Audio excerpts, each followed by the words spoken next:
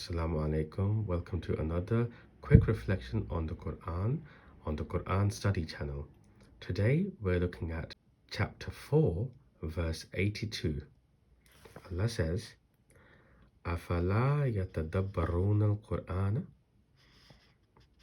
Then, do they not ponder over the Quran?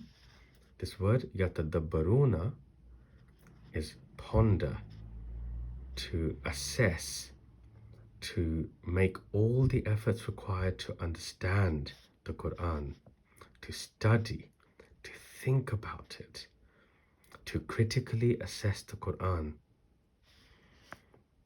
وَلَوْ كَانَ مِنْ عِنْدِ غَيْرِ اللَّهِ, and if it was from other than Allah, if the Quran was from other than Allah, لَوَجَدُوا فِيهِ اختلافا كثيرا, they would find within it contradictions many.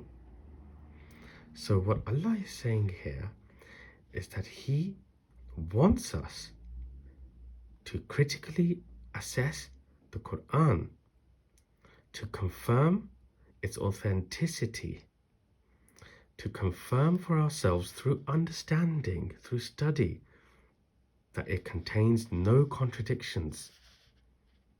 And that, in turn, will help us to obtain utter conviction, not just blind belief, but utter conviction that this book was authored by our Creator.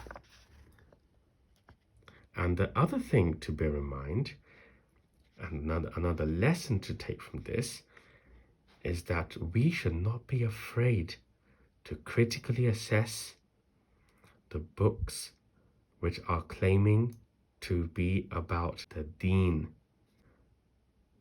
Unfortunately, many of us have been convinced by people in power that we should not challenge books which claim to be about the deen. And whereas God here is telling us to even critically assess the Quran. So let's not be afraid. Let's use what God has given us, the mind, our brain. Let's critically assess the Quran.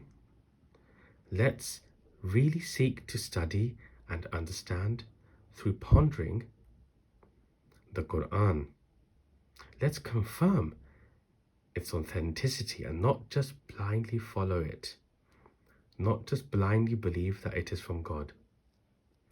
And if we can get that mindset within ourselves, perhaps we will also seek out the courage to critically assess the authenticity of other books about the deen outside of the Quran that have been written by men. Peace.